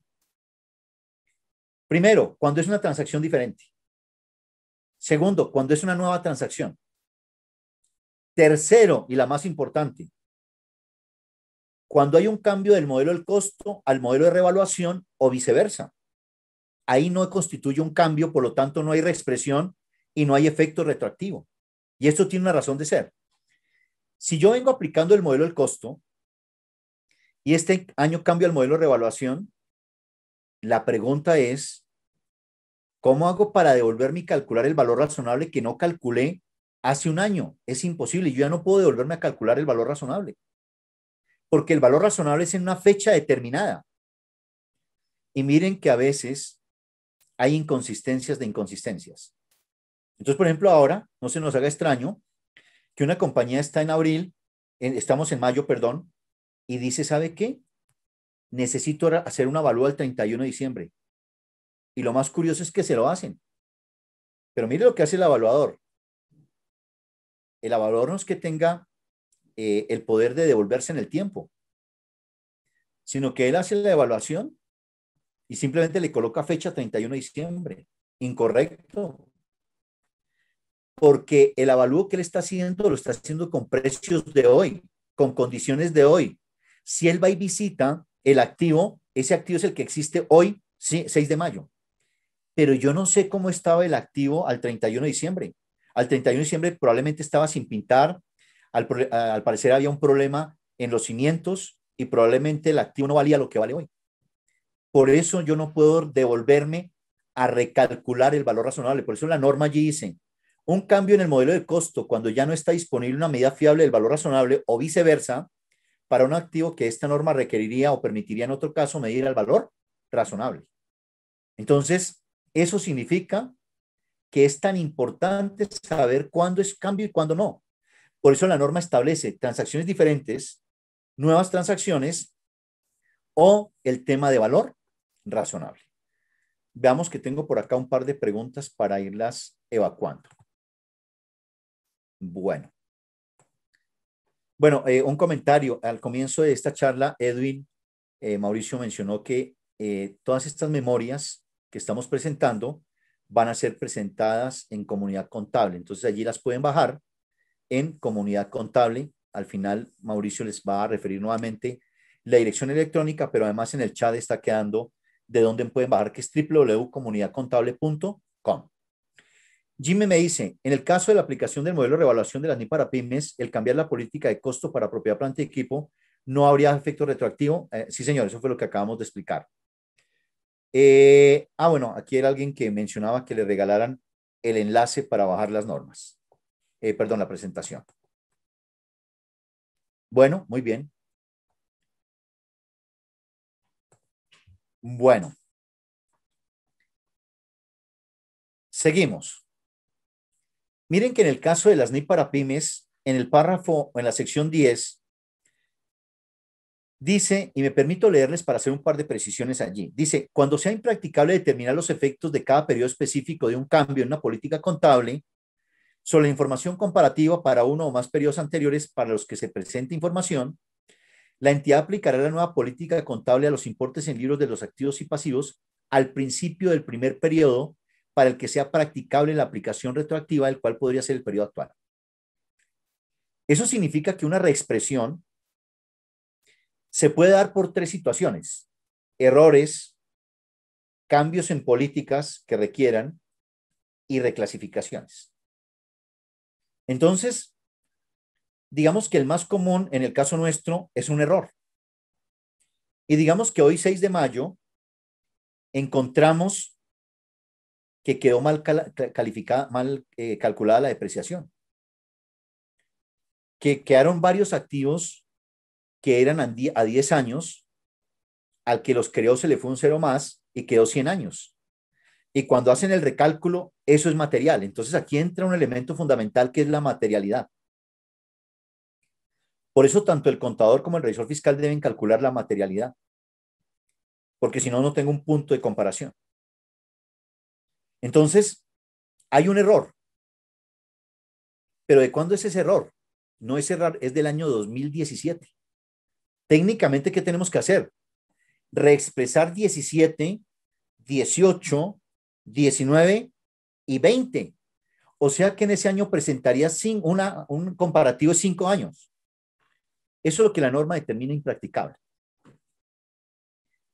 La reexpresión se tiene que hacer con el año correspondiente, pero ya hemos tomado costumbre en Colombia. Y es que si el error es del año 2017 y hay impracticabilidad, yo lo puedo hacer es con el periodo anterior. O sea que si estoy en el año 2020, aunque el error fue del 2017, reexpreso ¿cuál? 2019. Por eso dice que el primer periodo para el que sea practicable la aplicación. Yo les diría allí, apliquen esta norma y háganlo con el periodo inmediatamente anterior. Ahora, ¿el error cuándo se corrige? En este ejemplo, el error lo corrijo hoy, o sea, en estado financiero 2021. Y aquí viene un tema importante. Si el error es material, va contra ganancias acumuladas y se coloca errores. Si el error no es material, va contra resultados. Esto difiere en el sector público. En el sector público, si el error es material o no material, siempre va contra ganancias acumuladas. En el sector público, si el error es material, reexpresa. Si el error no es material, no reexpresa. Pero todos los errores van contra ganancias acumuladas. Sector privado, si el error es material, va contra ganancias acumuladas y reexpresa. Si el error no es material, va contra resultados y no reexpresa. Miren que tenemos diferencia sector público de sector privado.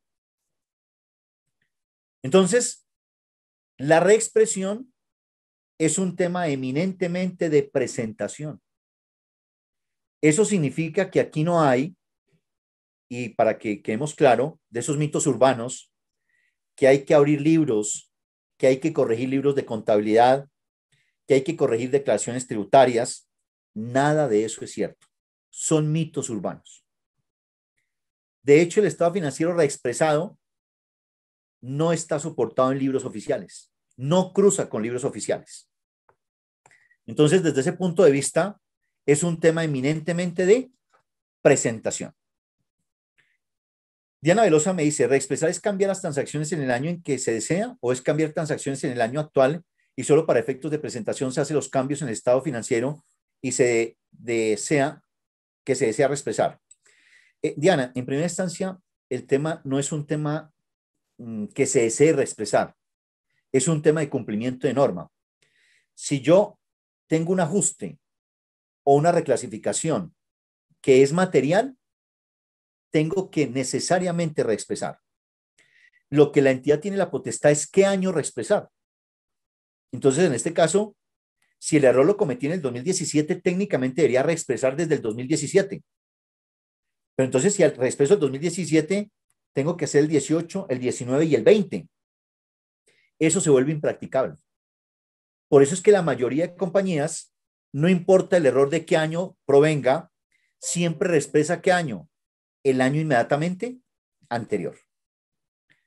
Eduardo Rossi me dice, ¿las políticas contables caso COVID-19 se vieron afectadas o exigen alguna modificación o expresión de la situación si afecta a la política transitoria? Estoy especulando. Eduardo. No, señor. Eso significa que las políticas contables no se afectaron por el COVID-19. De hecho, no hubo nuevas normas. En Colombia solamente hubo una, que fue la NIF 16, por un tema de solución práctica. Pero tanto así que salieron los emisores internacionales y dijeron, no hay políticas y no hay normas que se cambien por el COVID-19. Las normas están diseñadas para soportar cualquier cambio como este, y hicieron referencia, por ejemplo, a temas catastróficos como las Torres Gemelas, la guerra de Irán, donde no hubo necesidad de emitir normas especiales de contabilidad para atender el COVID-19. Entonces, en este caso, yo colocaría allí, afirmaría lo que usted dice, Eduardo. Está especulando. Sí, señor.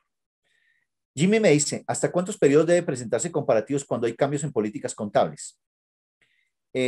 Jimmy, es que son dos cosas. Un tema es la comparabilidad, que tiene que ser con el periodo inmediatamente anterior, y otro tema es la reexpresión.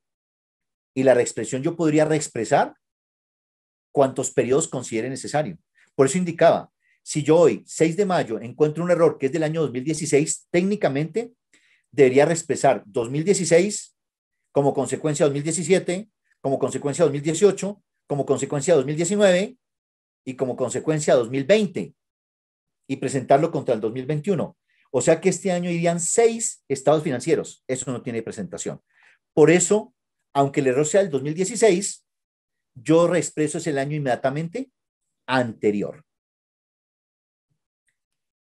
Por acá me dicen, llegué a una empresa y empecé a revisar los saldos de cuentas y encontré cuentas por pagar pendientes de pago de más de 10 años. Como el personal es nuevo, no saben justificarme por qué se deben estas cuentas por pagar. Estoy solicitando estado de cuenta con proveedores y la gran mayoría de estos proveedores no les debemos. ¿Cómo debo hacer el registro para dar de baja estas cuentas por pagar? ¿Reversando el gasto o contra ingreso? Bueno, desafortunadamente aquí no tiene un nombre. Se identifica como 11202. La respuesta sería la siguiente. Al parecer hubo una falla, porque eso se tuvo que haber detectado. Si hace más de 10 años lo tuvieron que haber detectado en el ESFA. Y el ESFA fue hace 6 años. O sea que el ESFA quedó mal. Yo parto del principio de que hizo norma internacional y que simplemente fue un error. Como es un error, yo doy de baja y lo puedo soportar en Código Civil. La prescripción de las obligaciones, la prescripción ya prescribió, pero además no le debo nada. Entonces fue un error. Eso significa que lo llevaría contra ganancias acumuladas del año 2021 y reexpresaría. ¿Pero cuál reexpresaría? 2020. 2020 es el que reexpreso. Y lo dejaría como un error.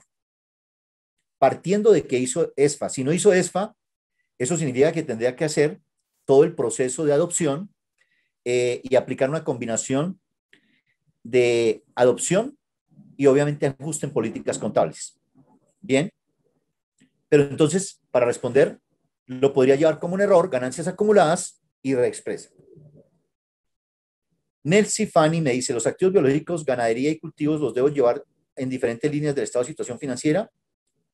Sí, señora, porque son dos activos que podrían tener medición distinta.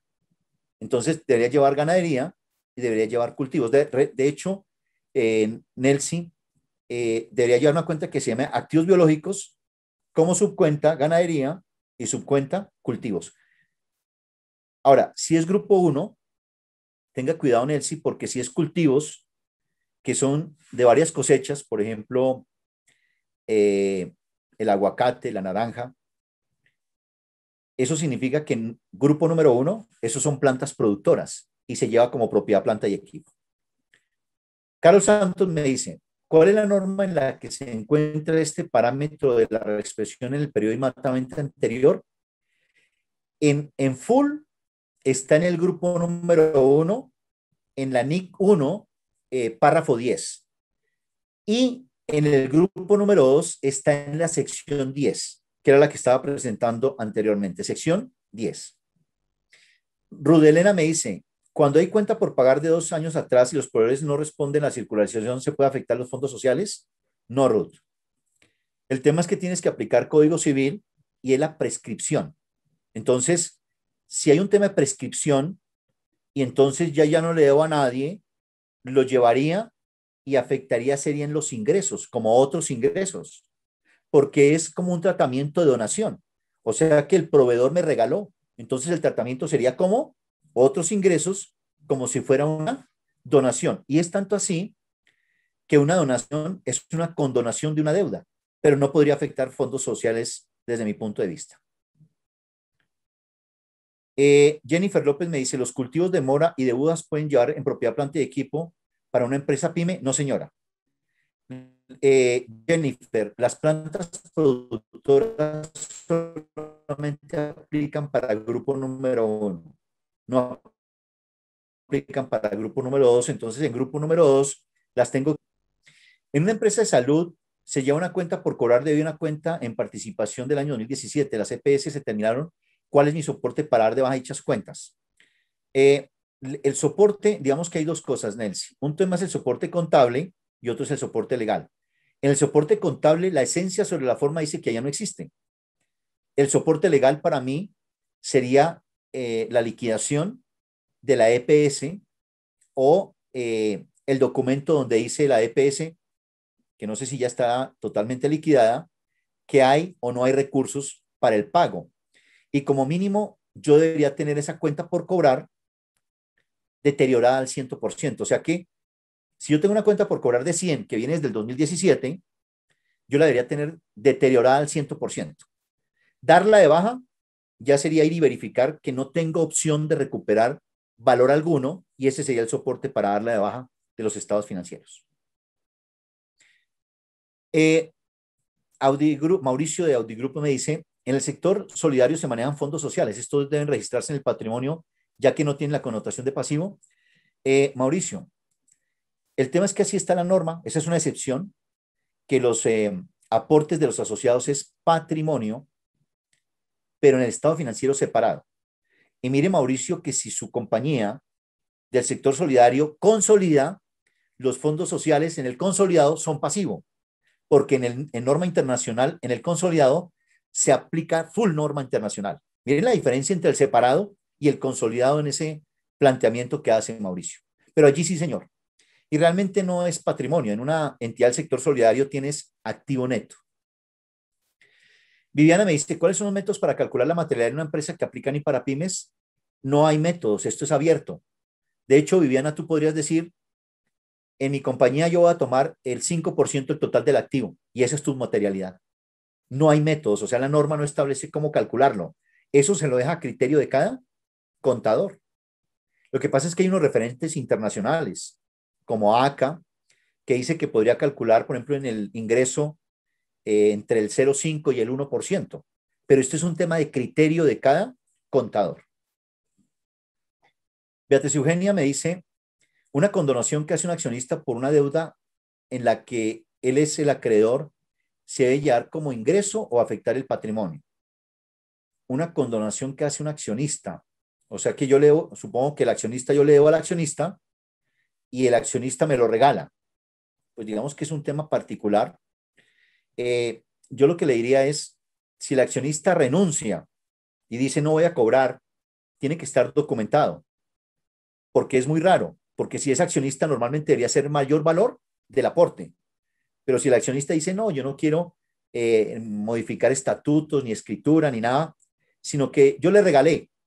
Si eso es así, debería llevarse, si es pyme, Beatriz Eugenia, como otro ingreso por una donación, pero tiene que quedar soportado. Bueno, Emilce Sánchez me dice, compramos en diciembre unas búfalas, por estas se dieron en alquiler en mis estados financieros. ¿Lo puedo tomar como propiedad, planta y equipo? No, eso no es propiedad, planta y equipo. Eso es activo biológico, tanto en full como en pymes. Las búfalas son activo biológico. Bueno, muy bien. Entonces, ahora que me preguntaban, ¿dónde está esto que acabo de mencionar? Está en la sección 10. Entonces, la reexpresión retroactiva, miren que en el sector gubernamental se da por errores aritméticos, errores en la aplicación de políticas, mala interpretación de hechos y fraude. En el sector privado se da cuando una entidad aplica una política contable retroactiva, cuando haya reexpresión retroactiva de partidas en los estados financieros o cuando reclasifique partidas. Entonces, hay una pequeña diferencia entre gubernamental y privado.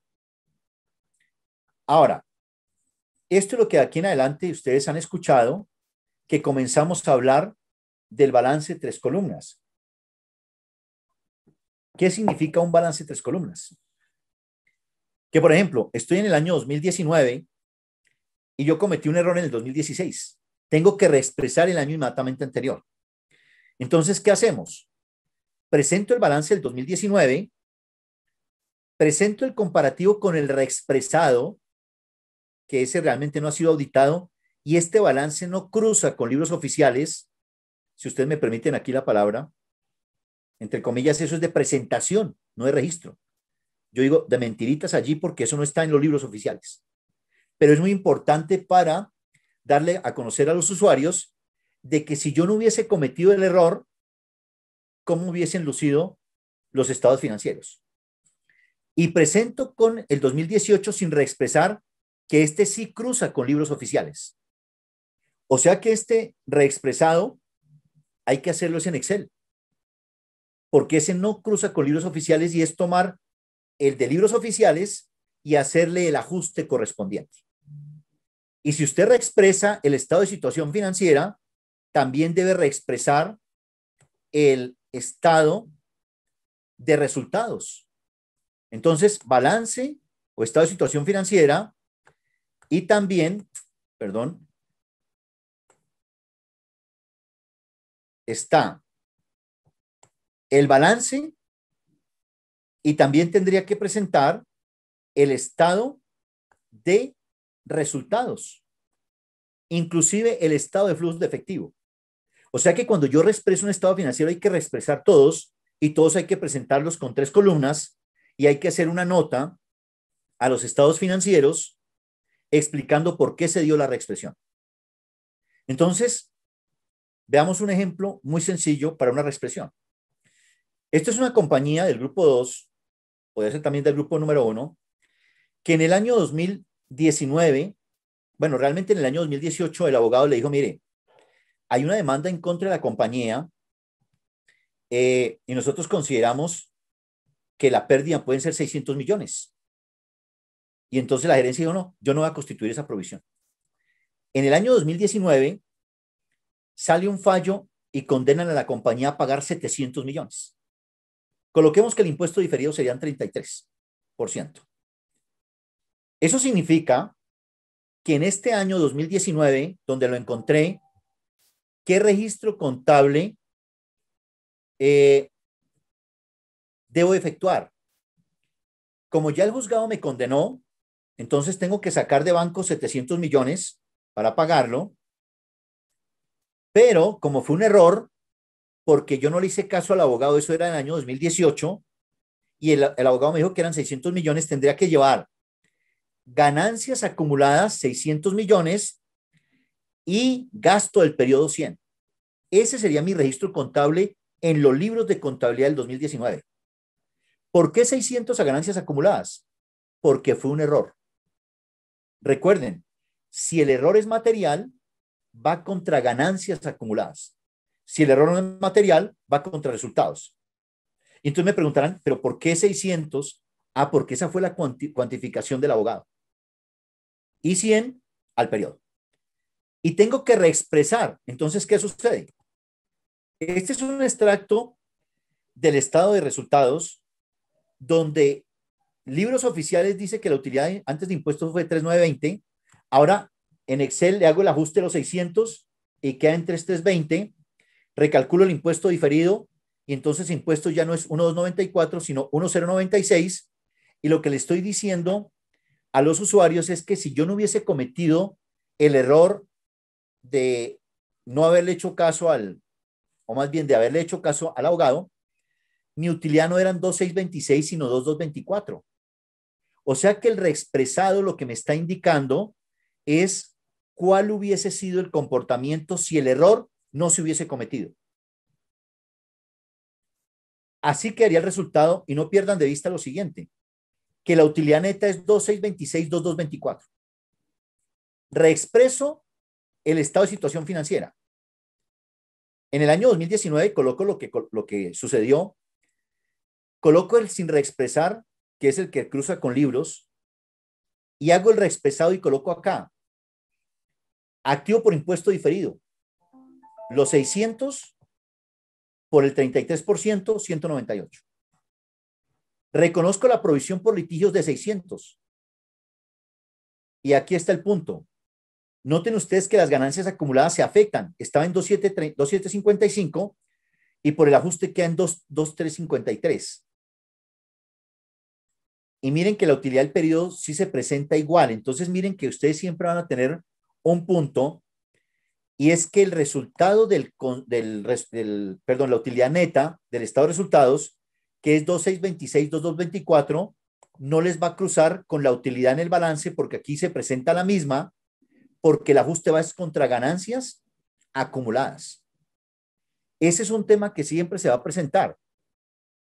Para ello, lo más adecuado es no presentar la utilidad neta separada en el balance, sino que en el patrimonio lo presentamos todo en ganancias acumuladas, de tal manera que se refleje la variación aquí en la ganancia acumulada, porque en el resultado del periodo va a ser el mismo. ¿Por qué?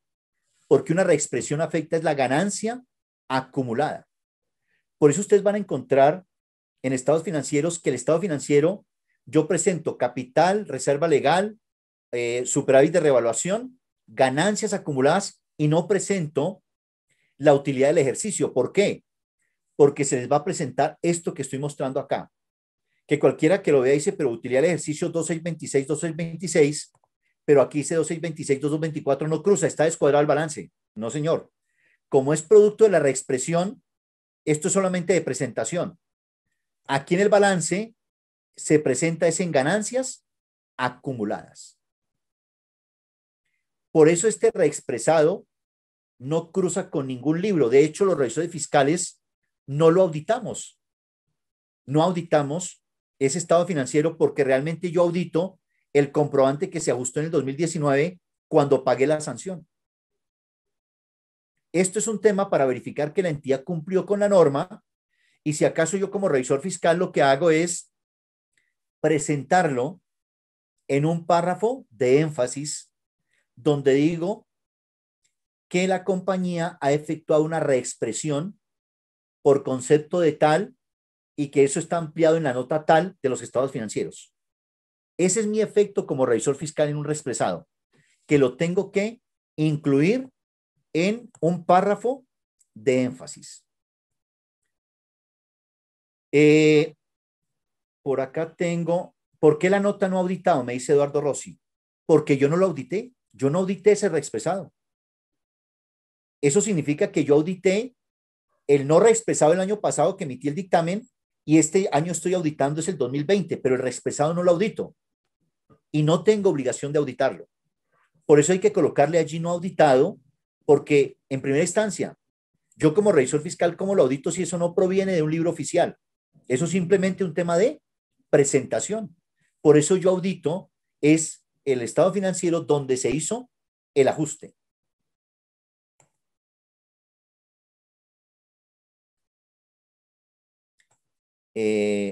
Un segundito, que tengo aquí otra pregunta. Dice, ¿una fundación Grupo 2 tiene bienes que le entregaron en comodato? ¿Puede reconocerse esos bienes como activo fijo? Lady, tú tienes que evaluar si te entregaron, te transfirieron el control.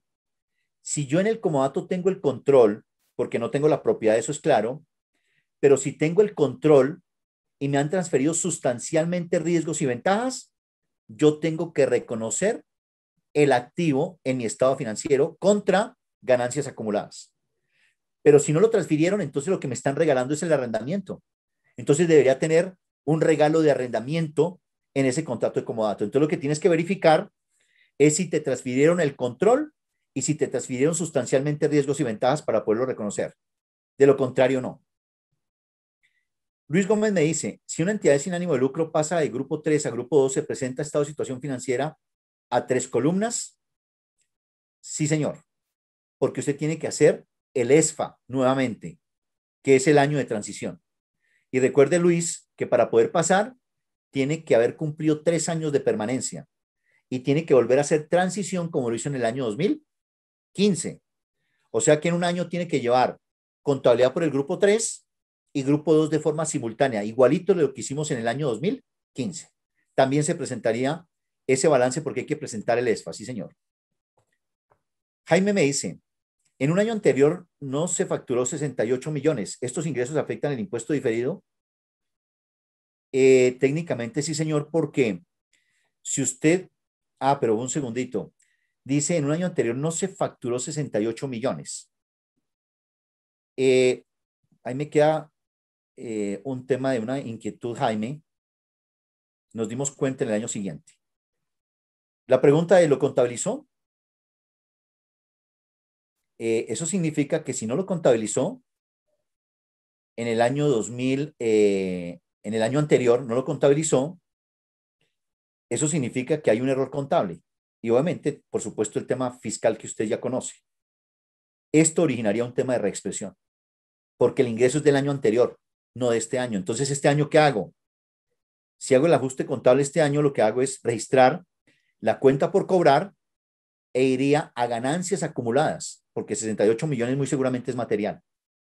Entonces, eso significa que esto afectaría el ingreso. Ahora, si usted lo declaró en el año anterior fiscalmente que estuvo bien, originaría impuesto diferido.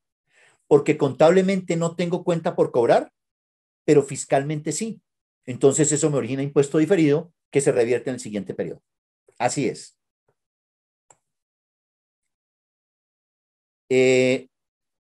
Lady me dice, sí señora, la partida de ganancias acumuladas se va aumentando o disminuyendo dependiendo si es gasto o ingreso. Es una cuenta corriente. Así es.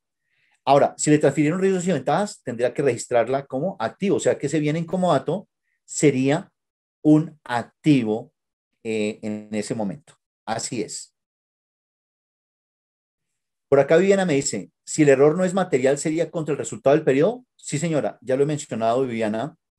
Y recuerde nuevamente la regla. Voy a hablar sector privado. Sector privado, si el cambio en política, la reclasificación o el error es material, lo ajusto en el año en que lo encuentre y lo llevo contra ganancia acumulada y reexpreso. Si el error no es material, lo ajusto en el periodo contra resultado y no reexpreso. Sector privado. En el sector gubernamental, tanto errores o reclasificaciones materiales o no materiales, todas van contra patrimonio y solamente reexpreso cuando es material. Bien, espero haber dado nuevamente claridad sobre este tema en particular. Muy bien.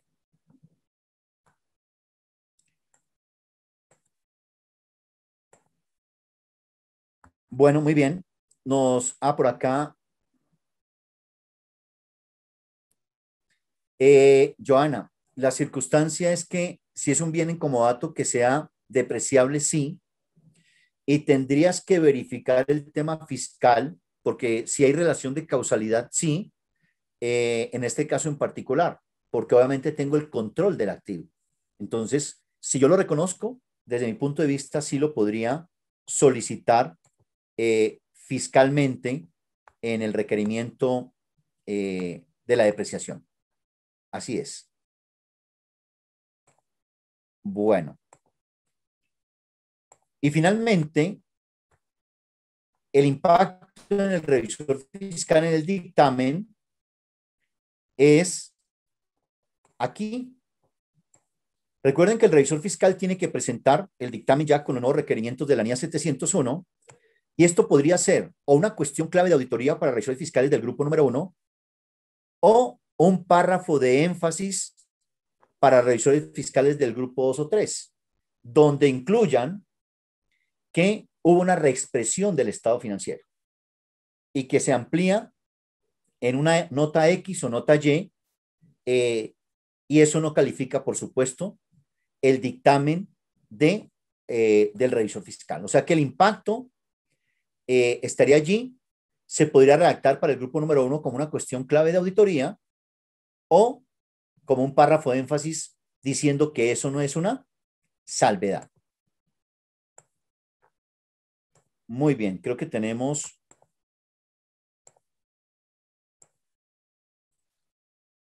Por acá me dicen, ¿puede una sociedad del grupo 2 determinar que todas sus inversiones se midan al método de participación patrimonial, así no tenga influencia significativa ni control?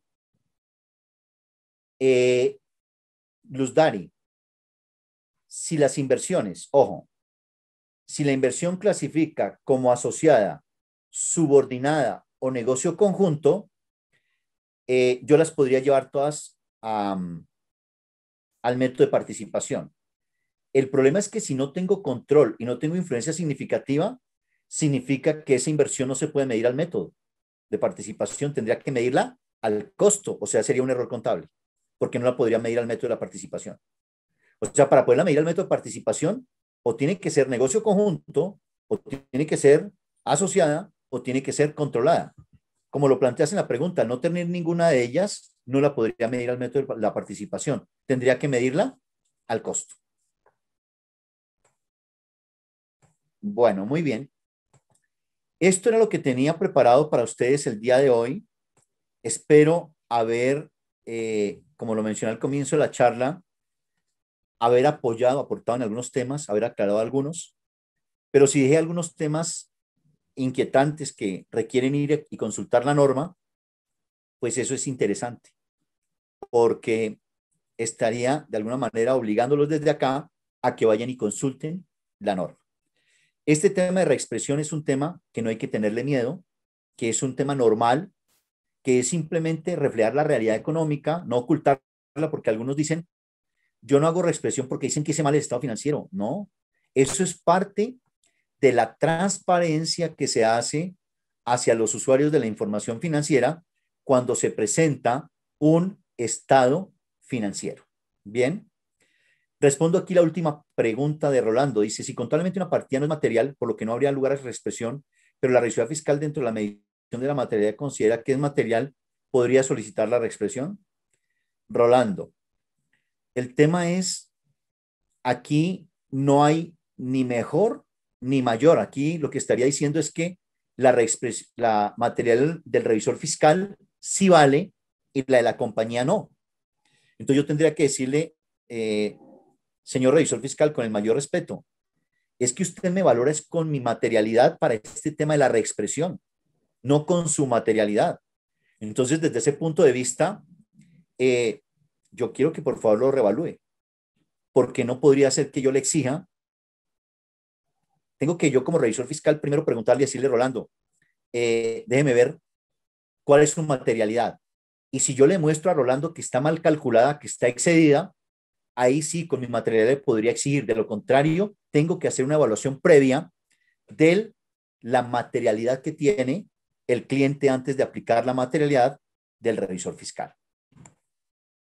Perfecto, mi estimado Mauricio. Muchas gracias a todos y cada uno de los integrantes del EGIS, a cada uno de ustedes por haber aceptado esta invitación. Esperamos encontrarnos en próximas capacitaciones aquí con EGIS. Mil gracias. Bueno, hasta una próxima oportunidad y le doy la palabra a Mauricio. Feliz día para todos. Muchas gracias. Nuevamente le agradezco al doctor Moya por su participación y a ustedes por su compañía y destinarnos 2 horitas de su tiempo en este tema tan importante. Muchísimas gracias. Como ustedes saben, Legis está con ustedes.